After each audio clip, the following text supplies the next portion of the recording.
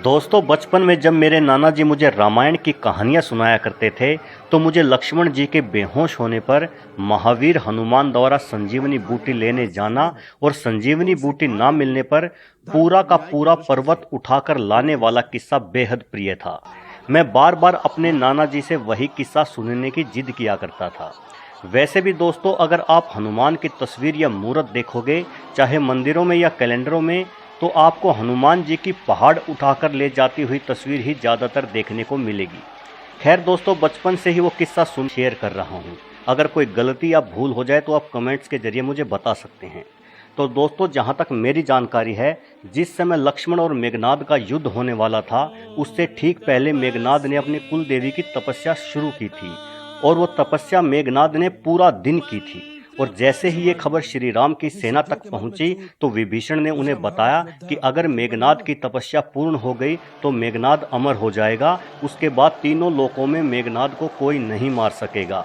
इसलिए मेघनाद की तपस्या किसी तरह से भंग करके उसे अभी युद्ध के लिए ललकारना होगा। इसके बाद हनुमान सहित कई वानर मेघनाद की तपस्या भंग करने गए। उन्होंने अपने गदों के प्रहार से मेघनाद की तपस्या भंग करने में सफलता प्राप्त की, लेकिन तब तक रात हो चुकी थी और लक्ष्मण जी ने रात को ही मेघनाद को युद्ध के लिए ललकारा। रामायण के अनुसार उस समय रात्रि का दूसरा पहर शुरू हो चुका था। दोस्तों, रात्रि का पहला पहर सूर्य अस्त होते ही शुरू हो जाता है और सूर्य उदय के साथ ही रात्रि का अंतिम यानी चौथा पहर खत्म हो जाता है। यानी 12 घंटों में 4 पहर होते हैं। इसका मतलब प्रत्येक पहर 3 घंटे का हुआ। अब अगर आधुनिक काल की घड़ी के हिसाब से देखें तो लक्ष्मण और मेघनाद का युद्ध रात के करीब 9 बजे शुरू हुआ होगा। ये भी कहा जाता है कि लक्ष्मण जी और मेघनाद के बीच बेहद घनघोर युद्ध हुआ था, जो लगभग 1 पहर यानी 3 घंटों तक चला था। उसके बाद मेघनाद ने अमोघ शक्ति बाण का प्रयोग किया, जिससे लक्ष्मण जी मूर्छित हो गए।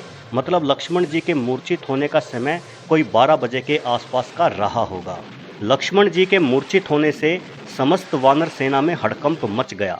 मेघनाद ने मूर्छित लक्ष्मण को उठाने की जी तोड़ कोशिश की, लेकिन जो शेषनाग समस्त पृथ्वी को अपने फन पर उठा सकता था, उसी शेषनाग के अवतार लक्ष्मण को भला मेघनाद क्या उठा पाता। लक्ष्मण को ना उठा पाने पर मेघनाद वापस चला गया और श्रीराम अपने प्राणों से भी प्यारे भाई को मूर्छित देखकर शोक में डूब गए। इसके बाद विभीषण के कहने पर हनुमान जी लंका में से राज्यवेद्य सुसेन को जबरदस्ती उठा लाए।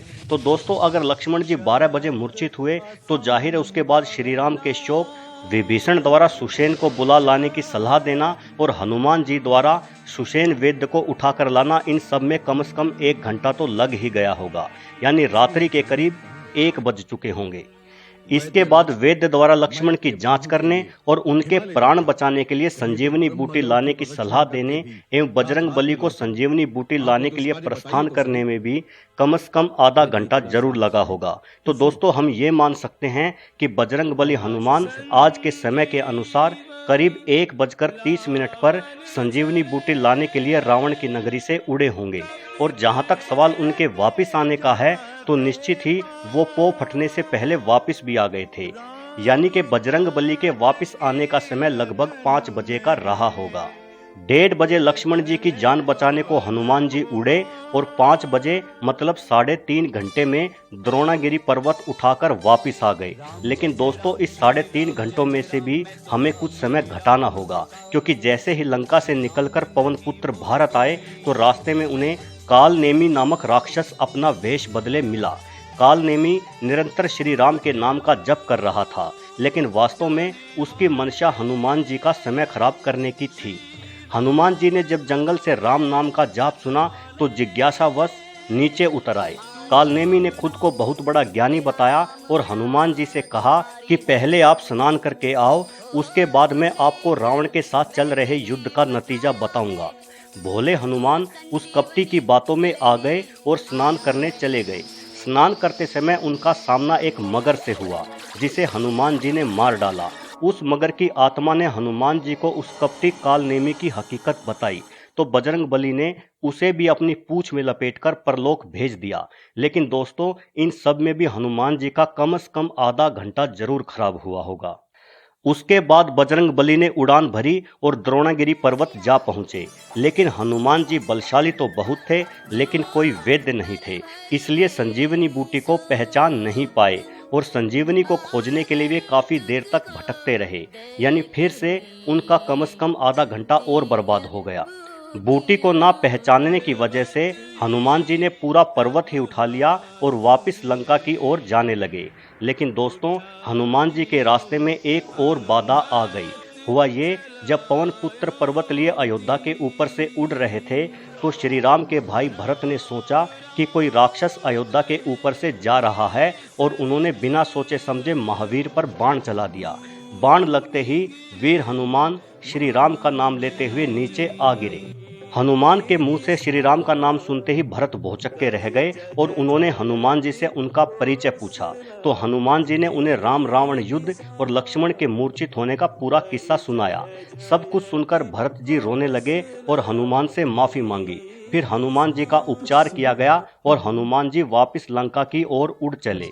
लेकिन दोस्तों, इन सभी घटनाओं में भी बजरंग बली के कीमती समय का फिर से आधा घंटा खराब हो गया होगा। यानी कि अगर हनुमान जी के सिर्फ उड़ने के समय की बात करें तो उनके पास सिर्फ 2 ही घंटे थे और इन्हीं 2 घंटों में वे लंका से द्रोणागिरी पर्वत आए और वापस गए। अब अगर हम उनके द्वारा तय की गई दूरी को देखें तो विकिमेपिया के अनुसार श्रीलंका से द्रोणागिरी पर्वत की दूरी लगभग 2500 किलोमीटर की है। यानी कि ये दूरी आने जाने दोनों तरफ की मिलाकर 5000 किलोमीटर बैठती है और बजरंग बली ने यही 5000 किलोमीटर की दूरी सिर्फ 2 घंटे में तय की। मतलब उनके उड़ने की रफ्तार लगभग 2500 किलोमीटर प्रति घंटा की दर से निकलती है। तो दोस्तों, इसकी तुलना अगर ध्वनि की रफ्तार से करें तो ध्वनि की रफ्तार की तुलना में हनुमान जी की गति लगभग 2 गुना ज़्यादा बैठती है। वहीं रसिया से मंगाए आज के आधुनिक लड़ाकू मिग-29 की अधिकतम रफ्तार करीब 2400 किलोमीटर प्रति घंटा है। यानी बजरंग बली की रफ्तार आधुनिक भारत के पास मौजूद सबसे तेज विमान से भी कहीं ज़्यादा थी।